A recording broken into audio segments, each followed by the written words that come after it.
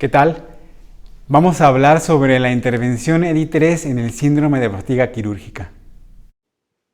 Bueno, el síndrome de fatiga quirúrgica, en primer lugar,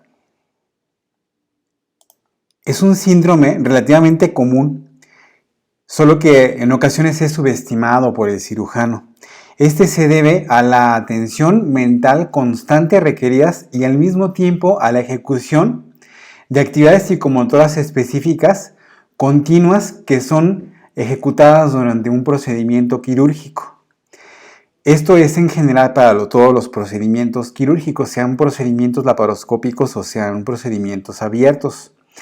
Tiene dos componentes en su manifestación clínica. Por un lado está el componente musculoesquelético, a través de una reducción de la destreza psicomotora. Por otro lado está el componente mental, que es una distorsión del juicio clínico quirúrgico del cirujano.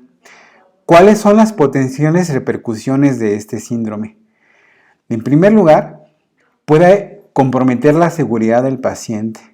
En segundo lugar, los desenlaces quirúrgicos pueden ser subóptimos. Y en tercer lugar, y no menos importante, la salud del cirujano también se puede ver mermada, sobre todo a largo plazo. Aunque las manifestaciones completas del síndrome se ven después de 4 horas, es muy común que el disconfort, que representa el síntoma más común del síndrome de fatiga quirúrgica, se presente incluso después de varios minutos de haber empezado un procedimiento quirúrgico. Nosotros hablamos de disconfort como esta sensación de fatiga o de entumecimiento o incluso de dolor franco que se produce en un grupo muscular que se encuentra en trabajo continuo durante la ejecución de un procedimiento quirúrgico. ¿Cuáles son estos grupos musculares que están en riesgo? De acuerdo a las publicaciones, vemos que en la región cervical, sobre todo la región cervical posterior, representa una de las más comúnmente afectadas. También la región dorsal, sobre todo la región lumbar, los hombros, la región posterior de los hombros y obviamente la mano, pero la muñeca. Y esto incluye también los dedos, las falanges. En el 2017 se publicó un trabajo en JAMA Surgery en donde se muestra una comparación entre la prevalencia de trastornos musculoesqueléticos entre cirujanos y trabajadores de la construcción de alto riesgo. Y se llegó a identificar que la mayoría de los síntomas prevalecen incluso por encima de los trabajadores de la construcción en cirujanos, como se puede ver en estos porcentajes. En el estudio concluyen que no hay diferencia para la especialidad o la técnica, es decir, todas las especialidades quirúrgicas se ven afectadas por esta situación. De ahí entonces que vino una primera propuesta para que se atendiera este síndrome a través de principios ergonómicos aplicados. Sin embargo, vamos a ver que la ergonomía no es el único factor que debemos considerar para atenuar esta situación. Ahora, ¿cuál es el impacto de este disconfort a largo plazo? En este estudio publicado, se encontró que hasta el 87% de los cirujanos que efectúan de forma regular, en este caso procedimientos de mínima invasión, van a manifestar en algún momento dolor musculoesquelético. Esto en agudo, pero si lo vemos a largo plazo, la prevalencia de enfermedades degenerativas a nivel cervical, lumbar y a nivel de los hombros también se encuentra incrementada derivado de la manifestación aguda de estas molestias musculoesqueléticas. En esta imagen nosotros podemos identificar primero que el desempeño quirúrgico por edad aparece sobre todo en la edad de 45 a 49 años de edad. ¿Por qué es importante considerar la edad en el desempeño quirúrgico y cuál es su relación con esto del disconfort y con esto de los procesos degenerativos? Porque nosotros vemos que conforme avanzamos como cirujanos en edad, alcanzamos un pico de desempeño quirúrgico. Y si en ese pico nosotros nos encontramos en el grupo de cirujanos que manifiesta disconfort, Esto hace que mientras mayor sea el disconfort, es más fácil que nosotros tengamos que retirarnos tempranamente de nuestra actividad quirúrgica comparado con aquellos cirujanos que no manifiestan este disconfort. De ahí su importancia a largo plazo. ¿Por qué es importante en realidad la ergonomía y todos los otros factores que además de la ergonomía intervienen en esto? Si nosotros vemos acá, obviamente los sitios de dolor, como lo vimos anteriormente, están plenamente identificados y los diferentes estudios apuntan a los mismos sitios. Sin embargo, cuando nosotros identificamos las causas de este disconfort, si bien la más común está relacionada con la posición y los movimientos que están en relación directa con principios ergonómicos que sigue o no el cirujano, hay otros factores que también intervienen y que no están relacionados necesariamente con la ergonomía como tal. Por ejemplo, el tiempo que duran los cirujanos parados ejecutando un procedimiento, el tiempo que dura el procedimiento, la pérdida de la postura y algunos otros como por ejemplo la tensión. La tensión general, no nada más la tensión mental, aunque la tensión mental afecta directamente al componente mental del síndrome. Esto significa que la ergonomía, si bien debe de tomarse en cuenta para modificar algunos factores, el resto de los factores no necesariamente se ven impactados por la ergonomía como tal. De ahí entonces que nosotros diseñamos esta intervención denominada EVIE3 como un acrónimo por los componentes o los factores que modifica. EVIE3 está diseñada específicamente para el síndrome de fatiga quirúrgica laparoscópica, es decir, para cuando efectuamos procedimientos laparoscópicos. Y está enfocada en la prevención, pero también está enfocada en mitigar este síndrome cuando se presenta, porque si bien es cierto que los principios aplicados, sobre todo los ergonómicos, funcionan para prevenirlo, es importante considerar que la prevención solamente se da por un tiempo determinado y tarde o temprano, aunque se sigan los principios ergonómicos, de todos modos se va a presentar el disconfort como parte de este síndrome. Entonces, la gran importancia de esta intervención es que cuando ya está presente el disconfort, esta intervención también busca mitigarlo. Los tres factores principales que modifica y de donde toma su nombre es precisamente uno, el principios de ergonomía. El segundo factor es el de la percepción del disconfort, esta percepción que el cirujano tiene en sí mismo de cómo y cuándo se presenta este disconfort durante la ejecución de un procedimiento laparoscópico. Y finalmente es hacer una pausa para aplicar un conjunto de estiramientos musculares para relajar el grupo muscular que está trabajando y entonces retomar nuevamente la actividad laparoscópica, el procedimiento quirúrgico como tal. De ahí entonces que esta intervención tiene tres componentes principales. El primero de ellos, que sí tiene que ver con la ergonomía, es la postura quirúrgica óptima que está determinada por diferentes factores. El segundo de ellos es el diseño y al mismo tiempo el uso de instrumentos y dispositivos, donde también aplica principios ergonómicos, pero no son únicamente estos principios los que rigen un adecuado diseño y uso de estos materiales. Y finalmente tenemos esta percepción del disconfort, la aplicación de una micropausa en la ejecución quirúrgica y la aplicación finalmente de un estiramiento. Antes de abordar, vemos aquí cuáles son algunos errores ergonómicos comunes que se producen. Nosotros tenemos dos tipos de posiciones cuando ejecutamos un procedimiento laparoscópico. La posición de abordaje, que idealmente pues tiene que mantener una postura y no perder la postura, porque a veces empezamos bien en la posición de abordaje, pero sobre todo cuando el abordaje se torna difícil, nosotros vamos perdiendo nuestra posición óptima. La segunda posición es la posición de trabajo laparoscópico, es decir, la posición del procedimiento como tal.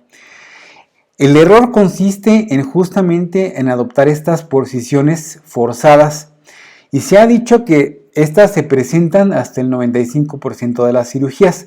Lo que pasa es que nosotros empezamos con una posición óptima, pero conforme pasa el tiempo y incrementa la dificultad del procedimiento, se va perdiendo y entonces tendemos a adoptar estas posiciones forzadas. A lo mejor las posiciones forzadas no son continuas, pero es muy probable que en ciertos momentos de la ejecución quirúrgica nosotros tengamos que adoptar estas posiciones forzadas de forma inconsciente. Retomando nuestra intervención, la primera de ellas, el primer componente, hablaba de la postura óptima del cirujano. La postura óptima está determinada primero por la posición de la pantalla. La posición de la pantalla determina el ángulo visual y el estrés visual. Esto tiene que ver con la altura y la distancia del monitor o la pantalla, que tiene que ser de entre 90 y 120 centímetros a partir de los ojos del cirujano. También tiene que haber una flexión del cuello no mayor a 25 grados. Entonces, altura y distancia del monitor junto con el ángulo cervical es lo que determinan que se mantenga un ángulo visual de 0 a 15 grados constante. Hay una parte importante en esto. Durante la ejecución del zoom y la velocidad de ajuste de la cámara por quien está manipulándola, también impacta en el estrés visual. Se sabe que los movimientos bruscos de quien maneja la cámara hace que nosotros tengamos que ajustar, digamos, el enfoque en la retina y que esto, si es continuo y si se ve el efecto a largo plazo y tiene sí tiene un incremento sobre el estrés visual y también también deteriora de alguna forma la visión del cirujano. La postura óptima también se ve afectada por la posición del paciente. La posición del paciente obviamente depende de la posición de la mesa quirúrgica. ¿Cuál es la posición ideal? Bueno, como vemos aquí, la mesa quirúrgica debe de estar entre un 70 y un 80% con respecto a la posición del codo del cirujano. Aquí en esta imagen se ve claramente el sitio que debe ocupar. ¿Por qué utilizamos este porcentaje? Este porcentaje lo utilizamos porque normalmente la altura de la mesa es lo que determina el ángulo del codo. Cuando el ángulo del codo es óptimo, es decir, está entre 90 y 120, nos permite un desempeño quirúrgico cómodo. Este desempeño quirúrgico tiene que ver también con la carga de trabajo que se esté ejecutando durante el procedimiento. Si el trabajo es de precisión y no es pesado, con una distancia de 5 centímetros, digamos, entre la posición de la cama y la posición del ángulo y la posición del codo del cirujano, es suficiente para mantener una ejecución, digamos, cómoda. Pero cuando la ejecución es de un trabajo pesado, ahí la distancia que existe se tiene que incrementar hasta 10 centímetros. Es decir, la distancia se tiene que hacer mayor hasta 80% con respecto al codo para poder ejecutar de forma más cómoda este trabajo pesado. En otras palabras, la posición que guarda la mesa con respecto al codo del cirujano es dinámica, dependiendo de la carga de trabajo que se esté ejecutando y no siempre dejar al paciente y a la mesa en la misma posición durante todo el procedimiento quirúrgico. Ahora, hay un indicador de que la posición óptima se está manteniendo o se ha perdido a lo largo del desempeño quirúrgico y tiene que ver con los hombros. Los hombros en la posición óptima están ligeramente retrovertidos en un ángulo de entre 15 a 30 grados. Este ángulo se ve mejor acá. Si ustedes observan, la posición del hombro determina en gran medida la posición y el ángulo, por lo tanto, del codo y también de la muñeca y de la mano. Por eso, cuando nosotros queremos identificar si la posición que adoptamos se ha perdido, ha dejado de ser óptima y se volvió forzada, tenemos que prestar atención a nuestros hombros. Cuando la posición se vuelve forzada, los hombros se elevan o se hacen en anteroversión, perdiendo la posición original. También con respecto a la postura, vemos que la posición de los trócares determina en gran medida esta postura óptima. Como sabemos, el ángulo de azimut, que es el ángulo que se encuentra entre la visual, entre la cámara y la pinza de trabajo, debe de ser de 30 grados entre ellas. Y el ángulo que queda entre una pinza de trabajo y otra pinza de trabajo, con respecto al órgano blanco de trabajo, es de 60 grados. Esto obviamente aplica para la posición entre los trócares, como lo vemos aquí. Pero también la posición que se mantiene con respecto a lo que está adentro de la cavidad y lo que está afuera de la cavidad también resulta importante. La relación de la longitud interna con respecto a la externa debe de ser de 1 a 1. Es decir, si una pinza mide alrededor de 37, 40 centímetros de largo, pues 18 pueden estar afuera y los otros 18 pues deben de estar adentro de la cavidad. El segundo componente tiene que ver con el diseño y el uso de instrumentos y de dispositivos. Obviamente el diseño ergonómico acá claramente se puede ver cómo hace la diferencia. Cuando el instrumento no es ergonómico, obliga a una posición forzada de la muñeca, cuando el ángulo máximo de la muñeca debería decir máximo de 15 grados. Acá en esta imagen vemos cómo ese ángulo se respeta cuando se utiliza un instrumento que sí tiene un diseño ergonómico. Sin embargo, esto no es lo único. También tiene que ver con el uso correcto. Cuando nosotros manipulamos una pinza, la introducción parcial del pulgar no debe de ser total como en esta imagen, porque las cargas de trabajo que se aplican sobre el dorso del pulgar y sobre la región palmar del pulgar son demasiadas. Lo que tenemos que hacer es entonces introducir parcialmente el pulgar, no completamente, o definitivamente no introducirlo. Y entonces el apoyo máximo de trabajo se realiza no es sobre el pulgar, sino en la región palmar. Y eso atenúa el dolor en la muñeca, en el pulgar y sobre todo en el músculo abductor largo del pulgar. Esto también se ve sobre las falanges que manipulan, digamos, el otro aro de la pinza que está en trabajo.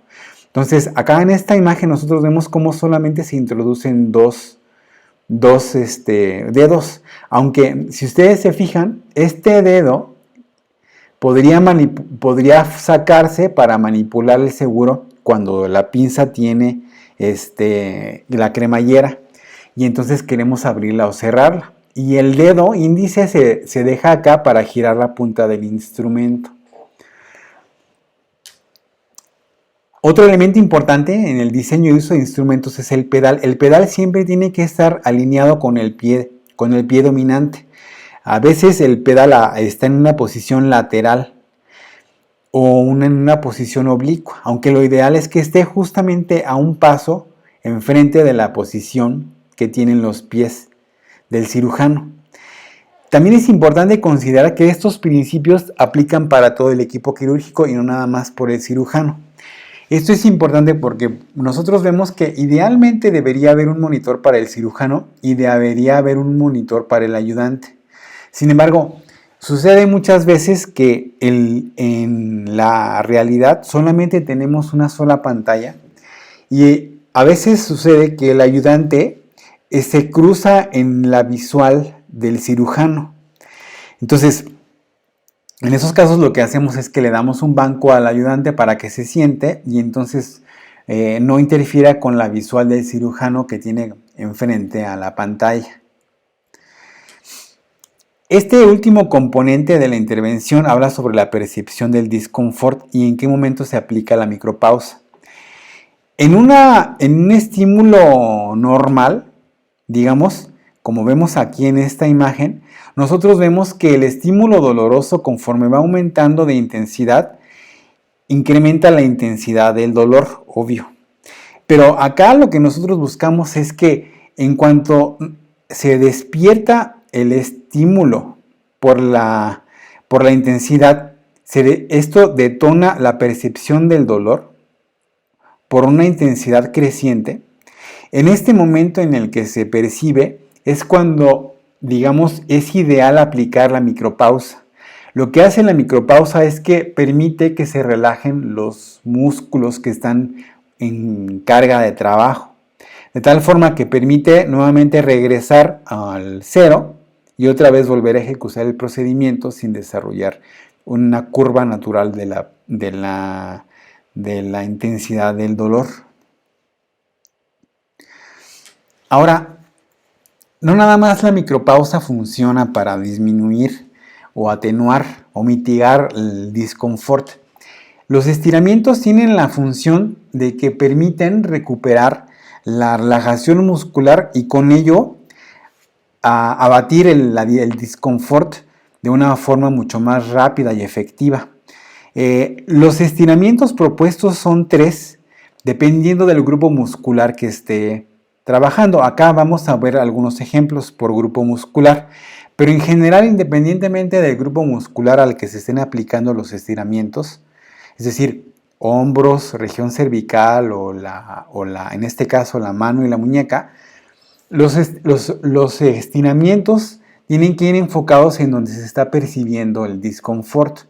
Aunque se pueden aplicar todos los ejercicios, nosotros hemos creado esta intervención pensando justamente en los sitios en los que, digamos, se esté percibiendo primero el disconfort. Entonces, como dice aquí, son 3 estiramientos de mínimo 15 segundos cada uno, aunque idealmente es llevarlos hasta 20 segundos. En este caso vemos como la aplicación de los ejercicios de estiramiento en este caso es cuando el disconfort se aprecia en la mano, incluyendo el pulgar y los dedos y la muñeca. Entonces hay una extensión de la región del dorso de la mano y al mismo tiempo hay una abducción del pulgar con este movimiento. Entonces mantener esta posición en 3 momentos, en 3 estiramientos durante al menos 15 segundos es lo que hace que se relajen de forma más efectiva estos grupos musculares. Ahora, vemos también el grupo de los cervicales posteriores que se relajan con la aplicación de estos movimientos. El movimiento es hacia atrás o hacia adelante y se mantiene adelante 15 segundos y luego se hace hacia atrás y se hacen 15 segundos, repetido por 3 veces. Lo mismo aplica para los músculos de la región cervical lateral posterior y los hombros, como es el esternocleido. Aquí vemos como los movimientos de estiramiento son hacia el lado contralateral del músculo que estamos tratando de relajar. Primero hacia un lado y luego hacia otro lado con el mismo principio. Ahora, el deltoides y el pectoral mayor, si bien no son zonas que comúnmente presenten disconfort, cuando se realiza un trabajo o un desempeño quirúrgico muy intenso o muy prolongado, sí alcanzamos a identificar disconfort en estas lesiones. ¿Por qué hago la diferencia? Porque si ustedes se fijan, en los primeros 2 ejercicios de acá, estos se pueden aplicar sin necesidad de hacer otra cosa más que detenerse un momento en la ejecución del procedimiento y aplicarlos. Pero si vemos los ejercicios que están presentes acá abajo, pues y nosotros vemos la necesidad pues de que para no contaminarnos tenemos que, digamos, en esta micropausa, pues quitarnos los guantes y la bata, aplicar estos estiramientos, volver a lavarnos y entonces volver a ejecutar el procedimiento. Si realmente no es una cosa que sea tan cómoda como los ejercicios anteriores, en algunos casos si el síndrome es extenuante y el disconfort llega a ser muy intenso, nosotros creemos que es importante que conozcamos estos estiramientos porque en algún momento dado sí puede ser necesario aplicarlos, digamos, en el grado máximo del disconfort y del síndrome de fatiga quirúrgica.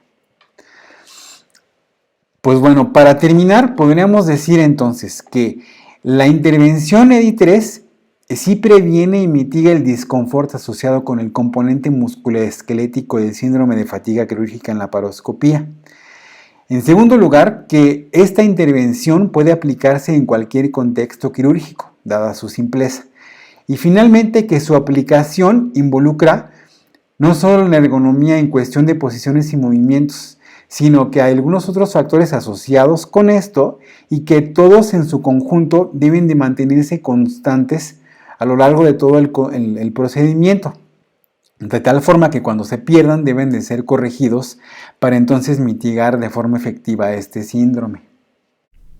Estoy seguro que a todos los que hacemos cirugía laparoscópica, aplicar esta intervención nos va a beneficiar disminuyendo o previniendo este síndrome de fatiga quirúrgica. Muchas gracias.